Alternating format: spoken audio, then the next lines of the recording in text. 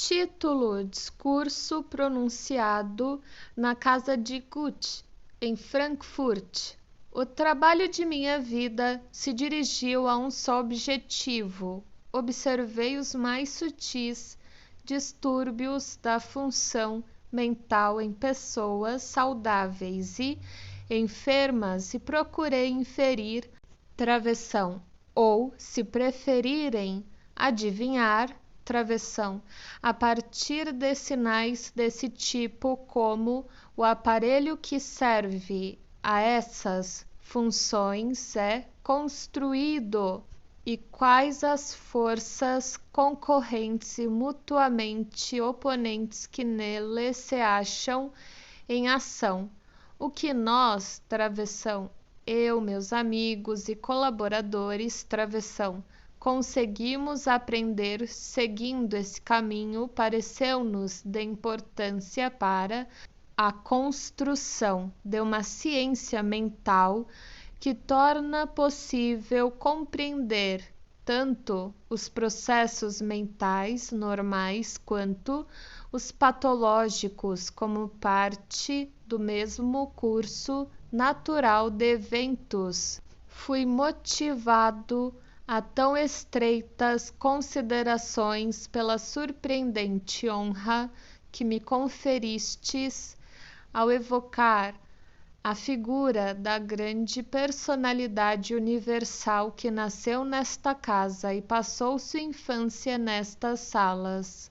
Vossa distinção incita, por assim dizer, a justificação perante ele e suscita a questão de saber como ele teria reagido se seu olhar, atento a toda inovação na ciência, houvesse recaído na psicanálise. Goethe pode ser comparado em versatilidade a Leonardo da Vinci, o mestre da Renascença, que, como ele, tanto foi artista quanto investigador científico, mas as imagens humanas nunca se podem repetir e não faltam profundas diferenças entre os dois grandes homens. Na natureza de Leonardo, o cientista não se harmonizou com o artista, interferiu neste e ao final talvez o tenha abafado. Na vida de Goethe, ambas as personalidades encontram lugar lado a lado, em diferentes épocas, cada uma permitia a outra predominar. Em Leonardo, é plausível associar seu distúrbio àquela inibição em seu desenvolvimento que afastava tudo o que era erótico, e daí a psicologia também de sua esfera de interesse. A esse respeito, o caráter de Goethe pôde desenvolver-se mais livremente. Penso que Goethe não teria rejeitado a psicanálise no espírito inamistoso como tantos de nossos contemporâneos fizeram. Ele próprio dela se aproximou numa série de pontos, identificou através de sua própria compreensão interna muita coisa que podemos confirmar e certas opiniões que nos acarretam crítica e zombaria foram por ele expostas como evidentes por si mesmas. Assim estava familiarizado com a força incomparável dos primeiros laços afetivos das criaturas humanas. Celebrou-as na dedicatória de seu poema Fausto, em palavras que poderíamos repetir para cada uma de nossas análises: Ihr Nacht, ut wider schwankend gestalten, die früh sich einstenden trüben Blick gezeigt, versucht wohl ich diesmal festzuhalten, gleich einer alten, halbverklungenen Sage gemütlichst Liebe und Freundschaft mit Ralph. Explicou a si mesmo o impulso mais forte de amor que experimentou como homem maduro, apostrofando sua bem-amada. Aus du Wurst in abgelebten Zeiten meine Schwester oder meine Frau. Assim não negou que essas primeiras inclinações perenes assumem figuras de nosso próprio círculo familiar como seu objeto. Goethe parafraseia o conteúdo da vida onírica nas evocadoras palavras Was von Menschen nicht gewusst oder nicht bedacht durch das Labyrinth der Brust wandelt in der Nacht. Por detrás dessa magia, identificamos o antigo, venerável e incontestavelmente correto pronunciamento de Aristóteles que o sonhar é a continuação de nossa atividade mental no estado de sono, combinado com reconhecimento do inconsciente que a psicanálise pela primeira vez lhe acrescentou. Somente o enigma da deformação onírica não encontra solução aqui, no que constitui talvez sua mais sublime criação poética. Ifigênie.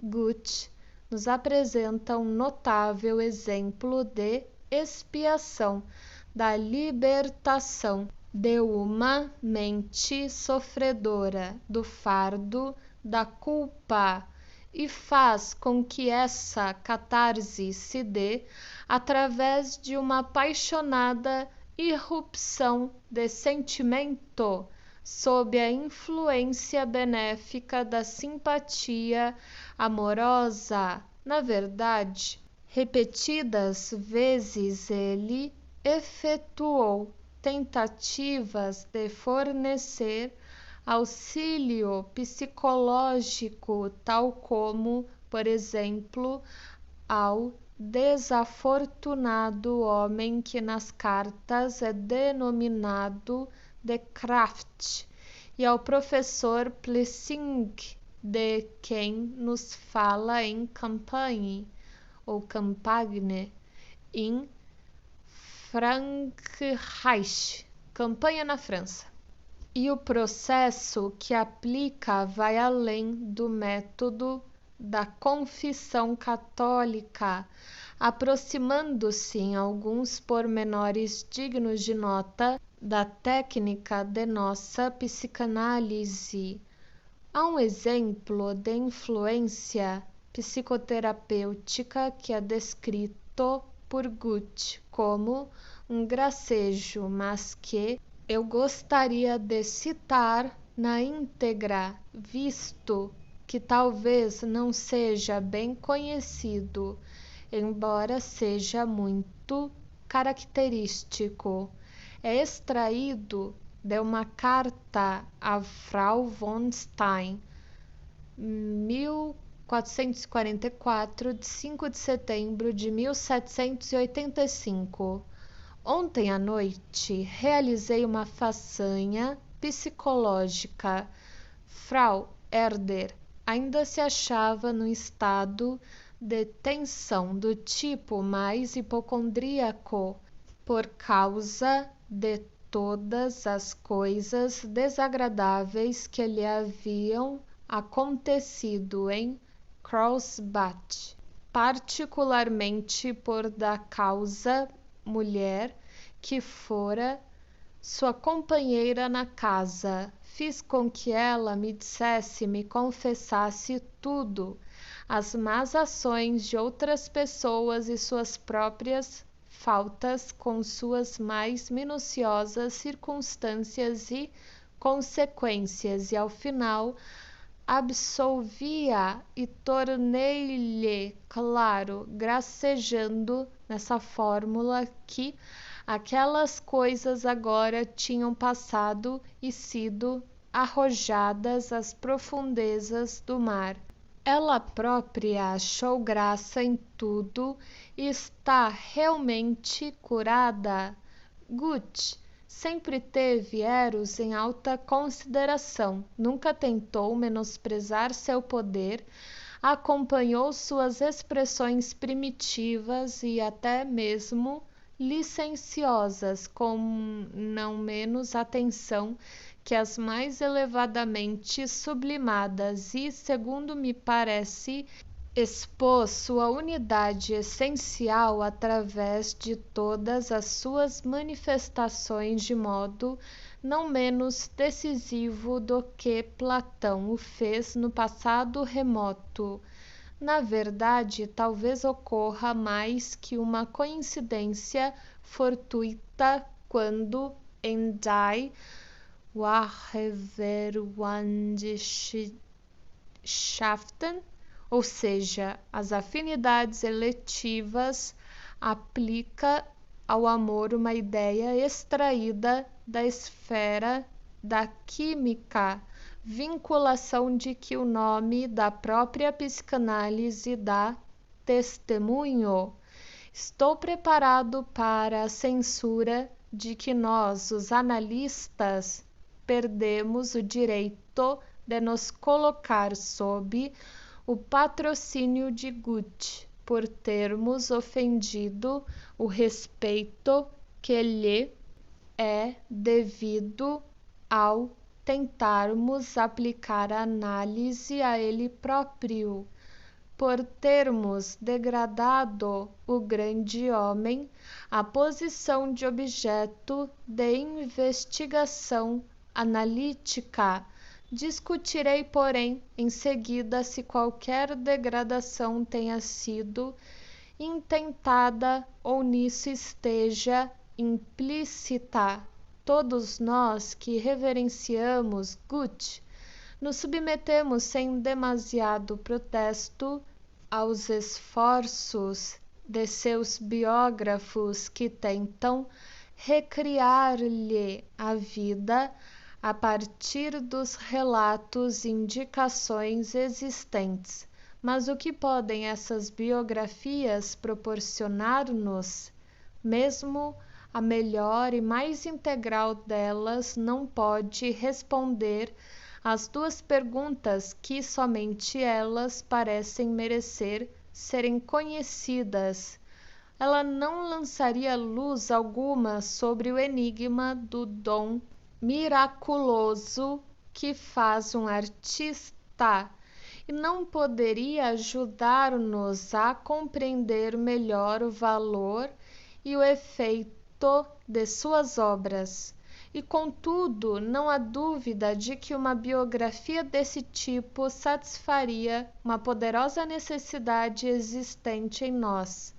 Sentimos isso muito distintamente se o legado da história sem generosidade nos recusa a satisfação dessa necessidade, como no caso de Shakespeare, por exemplo. Inegavelmente é penoso para todos nós que ainda hoje não saibamos quem foi o autor das comédias, tragédias e sonetos de Shakespeare, se foi de fato filho inculto do cidadão provinciano de Stratford, que atingiu uma modesta posição como ator em Londres, ou se foi, ao contrário, o aristocrata de nascimento e alta instrução apaixonadamente inconstante até certo ponto de classe.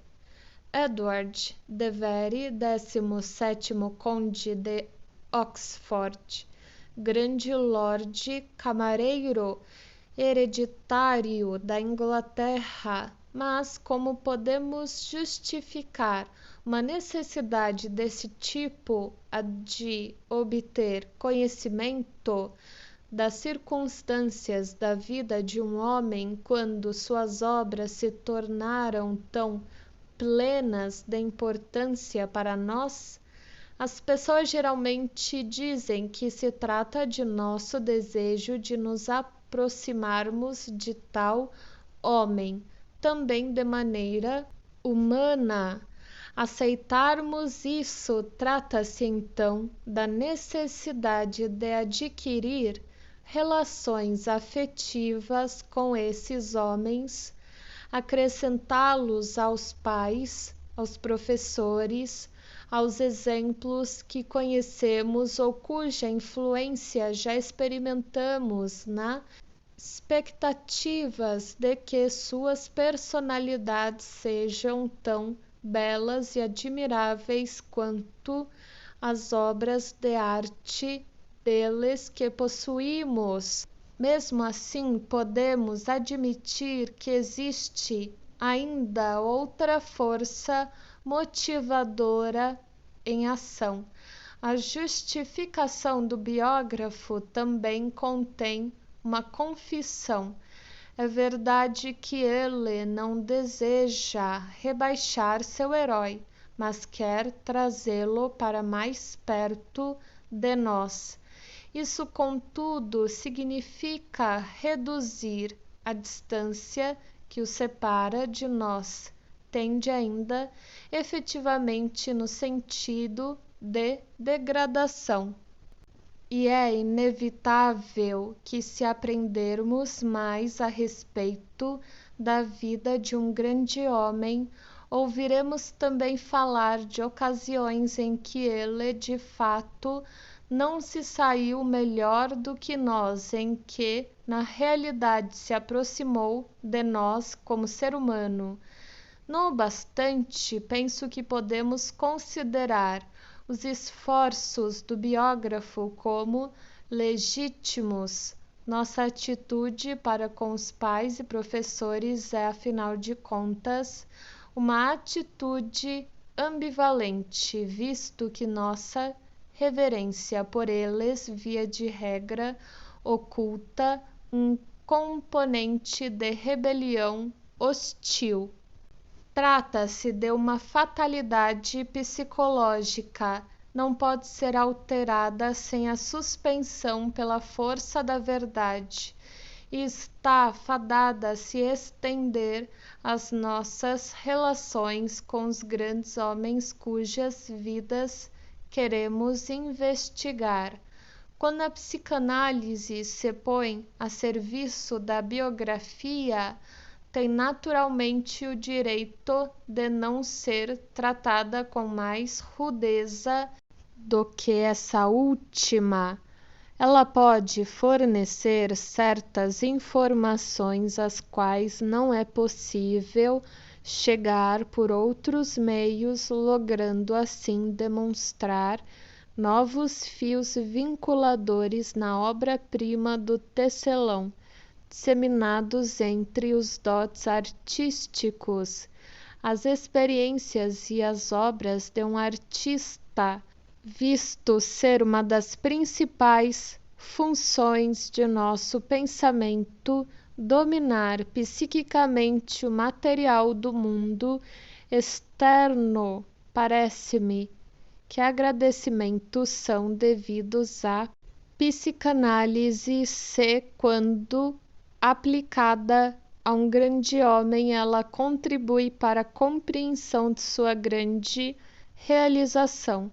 Omito, entretanto, que no caso de Goethe não avançamos muito longe, porque Goethe, como poeta, não foi apenas um grande revelador de si mesmo, mas também, a despeito fruto da abundância de registros autobiográficos, um cuidadoso ocultador de si mesmo. Aqui não podemos deixar de pensar nas palavras de Mefistófeles: Das Beste, was du wissen kannst, darfst du den Buben Dutch nicht sagen.